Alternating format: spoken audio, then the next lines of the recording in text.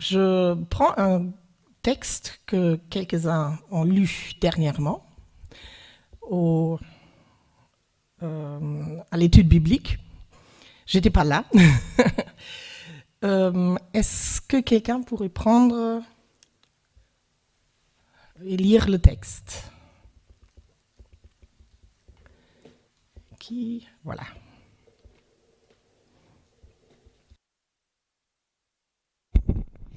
J'encourage donc avant tout à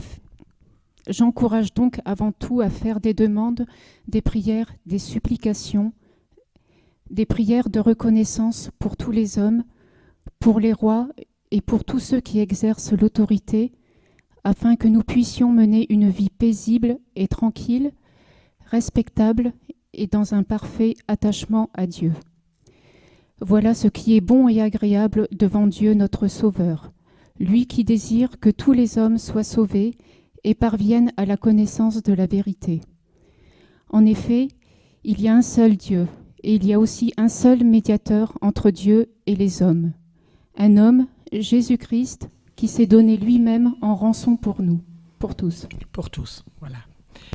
Bon, pour l'introduction, je vais vous dire pourquoi j'ai pris ce texte. Normalement, j'avais prévu un autre texte. Et quand je l'ai relu, je me suis dit, c'est comme si je ne devais pas le prendre. Et dans un cahier de lecture de la Bible, il y a aussi toujours une prédication, un texte pour prédication proposé. Et c'était ce texte-là. Et j'ai dit, Seigneur, est-ce que c'est vraiment ce texte-là que je dois reprendre? Ils l'ont vu. Mais je crois qu'il est très approprié pour aujourd'hui, pour une journée d'élection. Mais je veux commencer avec plus ou moins avec la fin ou le milieu. Qui de vous espère vivre une vie tranquille, paisible, et en plus avoir une relation parfaite avec Dieu? Même si ici, ce n'est pas une relation parfaite, mais un attachement parfait à Dieu. Mais je crois qu'on peut le traduire par relation parfaite avec Dieu.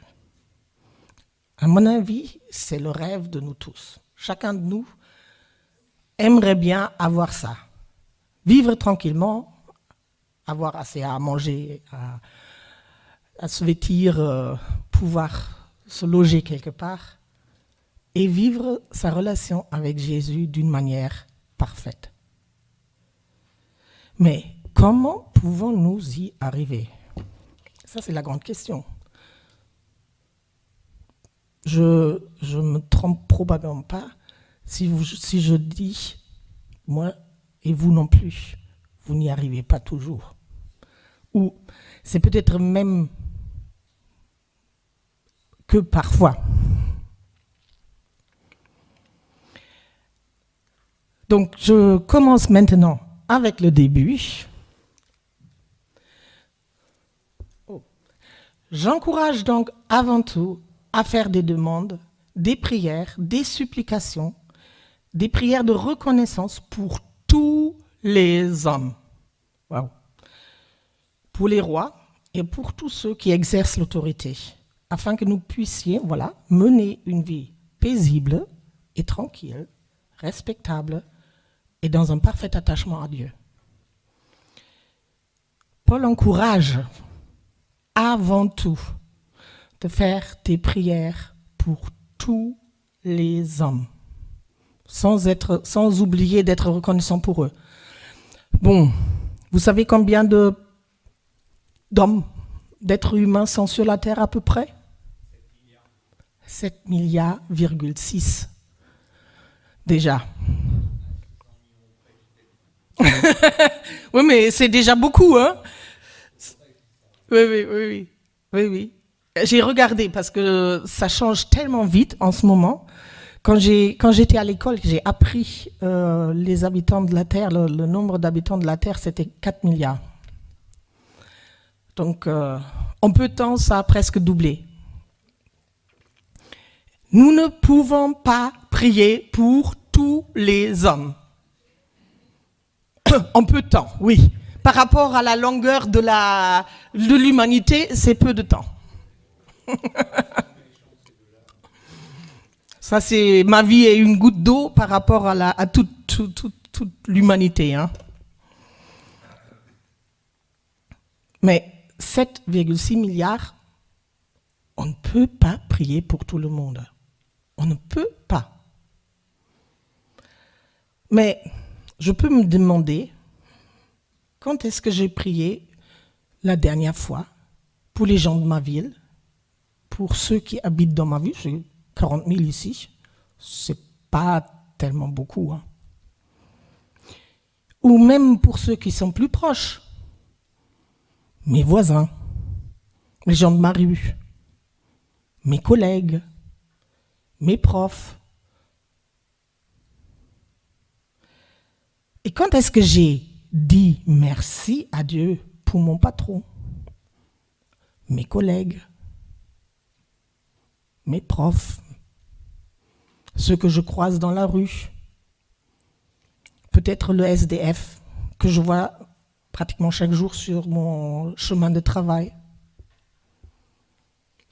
Quand est-ce que je priais pour eux la dernière fois? Ce ne sont pas beaucoup, hein? C'est pas beaucoup de personnes. Mais quand est-ce que j'ai prié et remercié pour eux la dernière fois? Il est vrai, il est plus facile de prier pour ceux que nous connaissons, que nous aimons, la famille, les gens de notre église, des amis. Ce sont des gens que j'aime bien, que je trouve sympas, et pour qui il est beaucoup plus facile de prier. Quand ils vont mal, quand vous allez mal, ça me touche. Quand mes amis en Allemagne, à Nantes, vont mal, ça me touche. Ou quelqu'un de ma famille.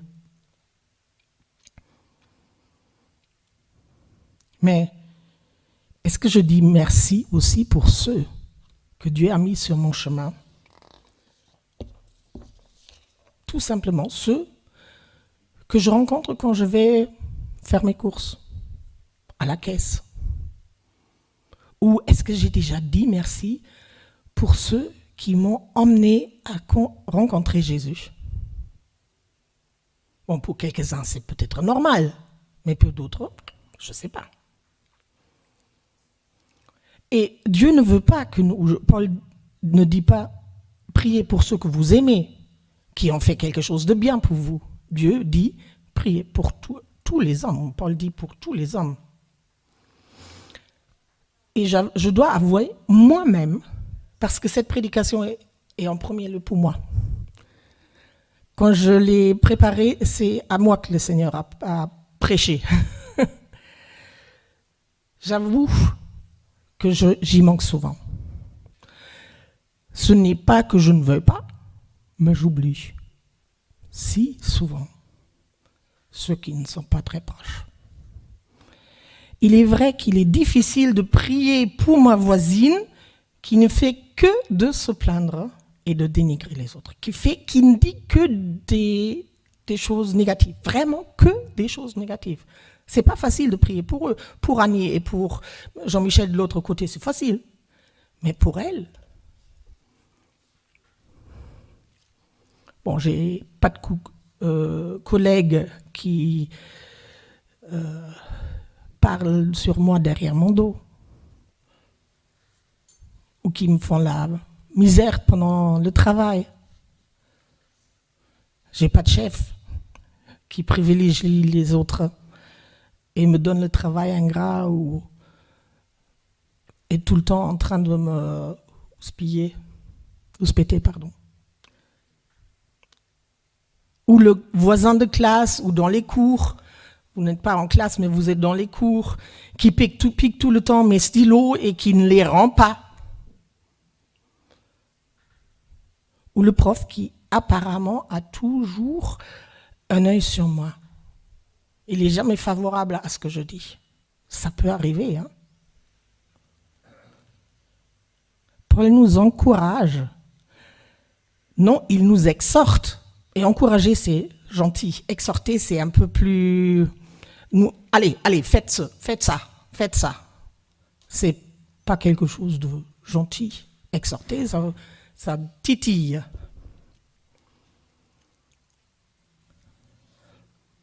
Le texte dit, je ne sais pas si c'est là, voilà ce qui est bon et agréable à Dieu, notre Sauveur. Donc si nous disons que c'est bon et agréable à Dieu, on peut dire que c'est sa volonté, non? C'est la volonté de Dieu que nous fassions ça. Ce n'est pas quelque chose que nous pouvons éventuellement prendre en considération la semaine prochaine et après c'est fini. Non, Dieu veut que nous le fassions. Si c'est bon et agréable à Dieu, nous avons parlé chanté de donner un bon parfum à Dieu, de le louer parce qu'il est saint.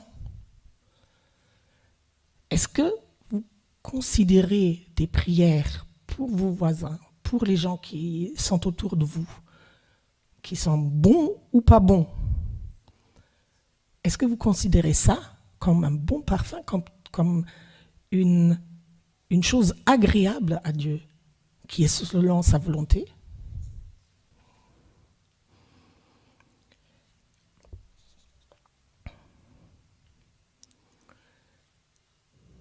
Attendez, je suis complètement... Voilà, je suis là. Paul va beaucoup plus loin avec cet encouragement et cette exhortation. Faites des demandes de prière, des supplications, des prières de reconnaissance pour les rois. Bon, il y a des pays ou des peuples qui ont encore des rois, rarement avec beaucoup de pouvoir. Mais nous avons un président. Et pour tous ceux qui exercent l'autorité. Et c'est pourquoi je dis, c'est le texte pour aujourd'hui, les élections européennes. Nous avons le privilège de dire notre mot par rapport à ceux qui nous gouvernent. Nous avons le privilège d'élire notre gouvernement, même si tout n'est pas parfait. Nous sommes des hommes, tout n'est pas parfait. Et même si les hommes et les femmes qui nous gouvernent ne sont pas parfaits du tout non plus. Ils sont parfois malhonnêtes, ça frôle un potentiel criminel même, parfois c'est avéré. Mais dans notre système, normalement, ces gens-là auront leur châtiment, leur punition. Et ce que je trouve dans les élections aujourd'hui, c'est une formidable chance. Tous n'ont pas cette chance d'élire le gouvernement ou le gouvernement de Bruxelles, le gouvernement européen. Mais quand est-ce que moi, j'ai prié la dernière fois pour Macron? Quand est-ce que la dernière fois j'ai prié pour ses ministres? Est-ce que je connais tous les ministres de Macron?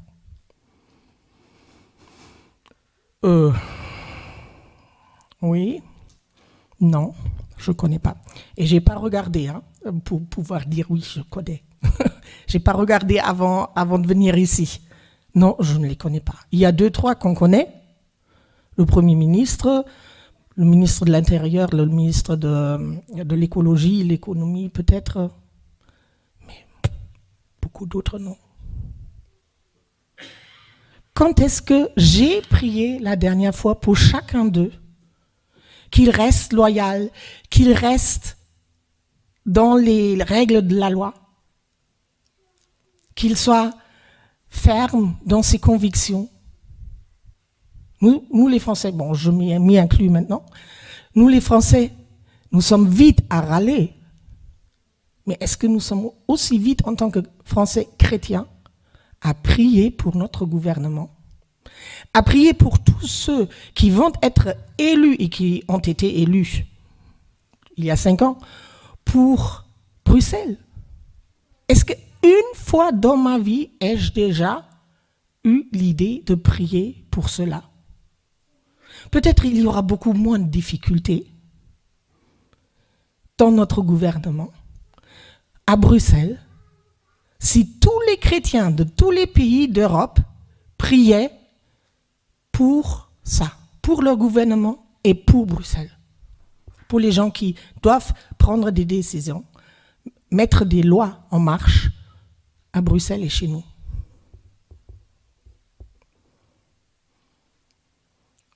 Est-ce que j'ai déjà prié que Macron prenne des bonnes décisions par rapport aux gilets jaunes? Au lieu de dire « Oh, encore les gilets jaunes. J'en ai marre jusqu'à là. » Est-ce que j'ai prié qu'il reste honnête? Qu'il ne fasse pas de favoritisme? Qu'il ne pense pas à l'argent facile? Qu'il serve mon pays? Est-ce que j'ai déjà prié pour mon maire dans quelques communes que je sois? J'imagine que Christophe l'a déjà fait pour... Oui, mais parce que tu es aussi engagé dans le conseil municipal de ta commune. Mais les autres ne sont pas engagés.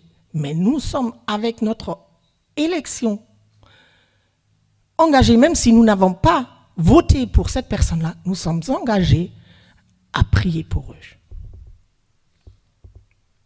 Parce qu'ils nous servent, ils servent les autres. Et encore plus, quand est-ce que j'ai rendu grâce, quand est-ce que j'ai remercié Dieu pour ceux qui nous gouvernent? Bon, prier pour eux, ça va. J'ai compris.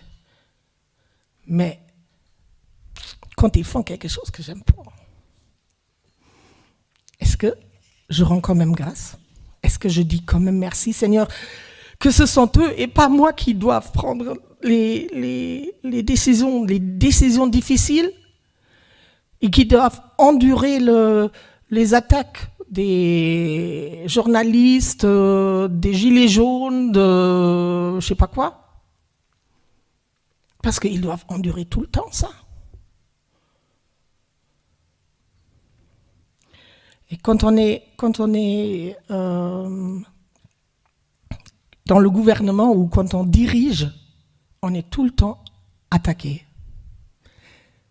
Bon, de temps à autre, on dit aussi quelque chose de bon, mais très souvent, c'est après notre mandat, après le mandat, ou quand on est mort. Tout d'un coup, les gens deviennent bons. On peut en dire du bon, mais de leur vivant, ils doivent endurer des critiques, parfois qui sont complètement infondées. Parfois, ils sont applaudis, c'est plutôt de leur camp, mais ils sont beaucoup plus souvent hués. Chaque mot, chaque geste, un voyage qui est fait ou ne pas fait, est disséqué et censuré. Moi, je ne voudrais pas être dans ce cas-là. Qu'est-ce que Paul a dit? Afin que vous meniez une vie tranquille. Oui. Merci Seigneur pour ce gouvernement que nous avons, que je puisse mener ma vie tranquille. Notre tranquillité dépend de la paix dans notre pays et plus largement de la paix en Europe. Mais elle dépend aussi de ma relation avec Jésus. Parce que nous ne sommes pas seulement des hommes, nous sommes aussi des enfants de Dieu.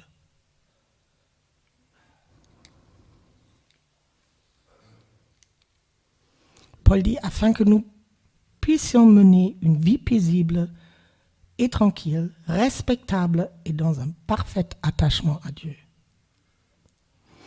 Est-ce que tu as déjà pensé que ta relation avec Dieu dépend de tes prières que tu côtoies, dépend de tes prières pour Macron et son gouvernement, dépend de tes prières pour les gens tous les gens doués ou de ta commune. Dépend de tes prières pour l'Europe.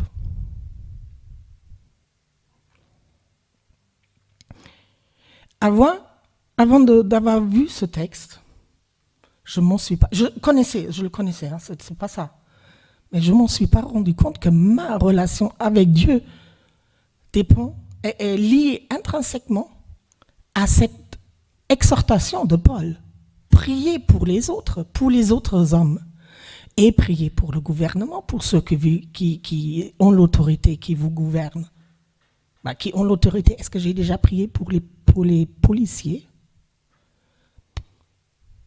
Les pauvres, ils sont tout le temps en première ligne. Mais est-ce que j'ai jamais prié pour eux?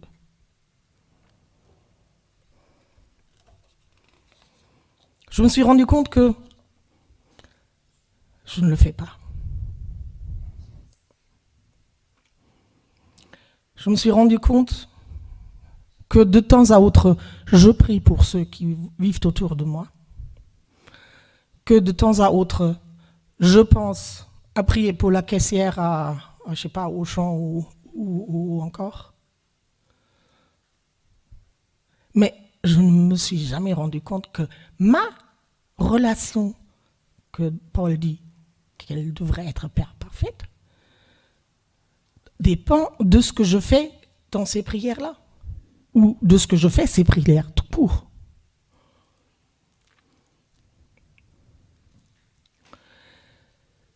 Ce qui est super,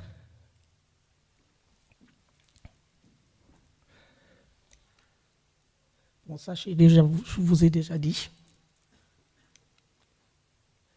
voilà ce qui est bon et agréable à Dieu. Donc c'est la volonté de Dieu. Et tout d'un coup m'est venu un verset qui me touche aussi beaucoup, ou deux, ce sont deux versets, c'est en Romains 12, 1 et 2. Je vous encourage donc, frères, par la compassion de Dieu, de donner votre corps en sacrifice pour un culte qui est digne de ce nom. Et à la fin, il est écrit, afin que vous sachiez,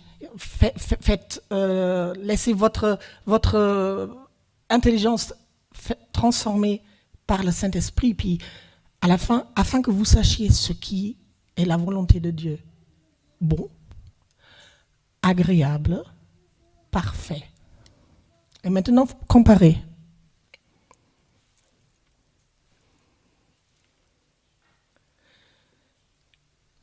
Je crois. Il y a quelque chose à méditer. Si c'est un culte à rendre, et nous savons ce qui est agréable à Dieu, ce qui, au moins pour une partie, nous savons maintenant ce qui est la volonté de Dieu pour notre vie.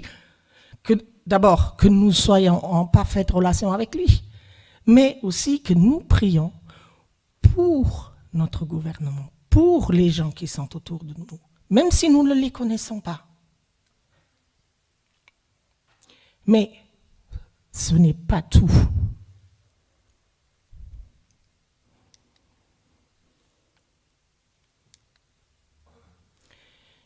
Parce que la phrase n'est pas finie. Bon, priez pour cela. J'ai compris. Pour avoir une bonne relation avec Dieu. Bon, j'ai compris. Mais ce n'est pas tout. Ce qui suit, c'est lui qui désire que tous les hommes soient sauvés et parviennent à la connaissance de la vérité. Eh bien, même si je ne prie pas directement qu'ils soient sauvés, de ces prières pour eux dépend peut-être leur salut. Non, il en dépend. Si je prie pour ceux qui sont autour de moi, il se passe quelque chose dans les lieux célestes, si on peut dire. Ce n'est pas quelque chose anodin. C'est une chose qui est réelle et qui peut faire la différence pour quelqu'un que je n'ai jamais connu. que j'ai peut-être croisé dans la rue et dont j'ai dit, Seigneur, il a besoin de toi. La seule fois où je prie vraiment pour tous ceux qui sont autour de moi, c'est quand je suis dans la piscine. Je regarde chacun et j'ai dit, Seigneur, il a besoin de toi. Fais quelque chose. Et je regarde chacun, et chacun qui vient à nous, qui vient à nouveau dans la piscine, je dis, Seigneur, pense aussi à lui. J'ai rien d'autre à faire, donc je peux le faire. Mais c'est la seule fois où j'y pense. Bon, ici, je prends peu le tram ou le bus. À Nantes, je l'ai fait quand j'étais en tram ou bus, puisque j'avais rien d'autre à faire. Là, j'y ai pensé, mais pas toujours. Mais, peut-être, non, pas peut-être, c'est sûr, leur vie sera différente si nous prions pour eux. Ce qui ne veut pas dire que nous devons prier pour tout le temps, pour tous les gens que nous avons déjà vus et que nous voyons. Non, mais que nous ayons une prière pour ceux que nous croisons. Que nous ayons une prière pour ceux qui nous gouvernent. Que nous ayons une prière pour ceux qui assurent notre sécurité, qui ont de l'autorité, pour les juges peut-être aussi.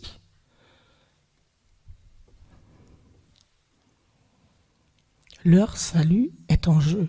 Et j'y peux quelque chose. Moi, même si jamais dans cette vie, je saurai s'ils sont sauvés ou non.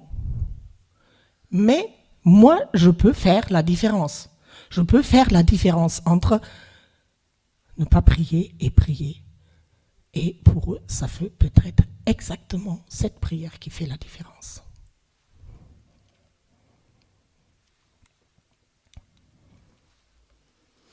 Voilà ce qui est bon et agréable à Dieu.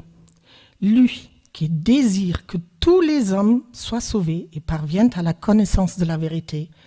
En effet, il y a un seul Dieu, il y a aussi un seul médiateur entre Dieu et les hommes.